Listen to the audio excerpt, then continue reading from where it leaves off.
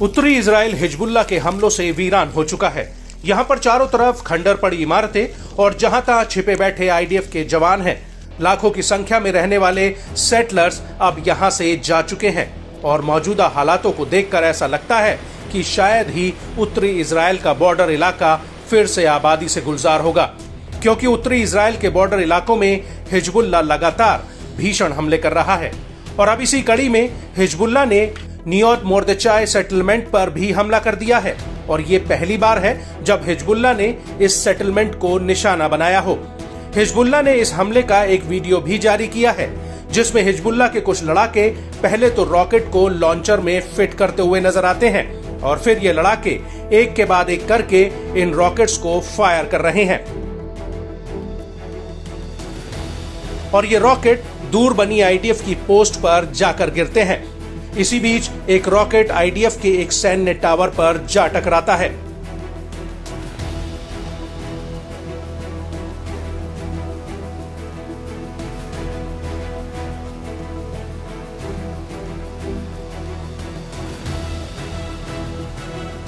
इसके बाद रात के अंधेरे में हिजबुल्लाह के लड़ाके ताबड़तोड़ तरीके से रॉकेट फायर करते हुए नजर आ रहे हैं।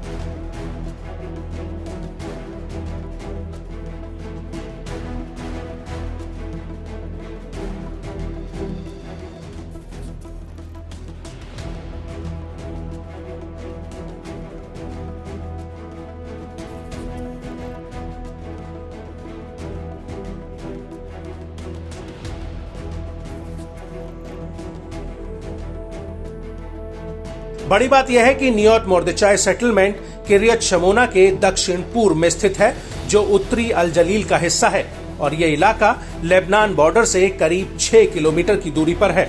आपको बता दें कि हिजबुल्लाह ने जाऊरा इलाके में भी कई राउंड्स कत्यूशा रॉकेट दागे हैं।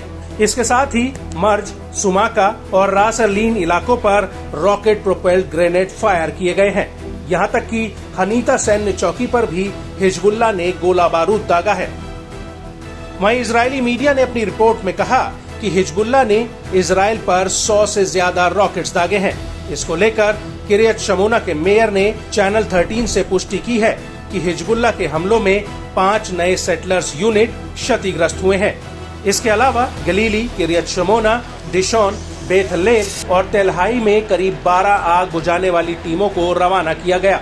इजरायली मीडिया के मुताबिक ये आग सेटलमेंट्स और खेती वाली जमीन पर फैल गई थी।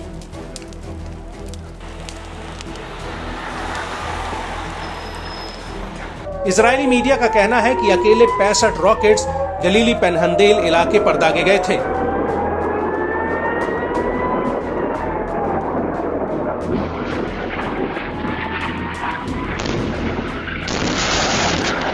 जबकि कुछ रॉकेट्स खुले इलाके में आकर गिरे थे, जिससे आग लगने की घटनाएं हुई हैं।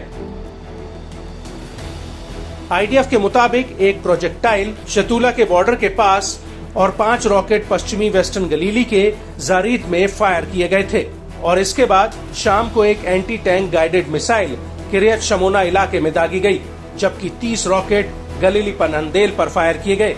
हालांकि आईडीएफ का कहना है कि हिजबुल्लाह के हमलों से कोई नुकसान नहीं हुआ है।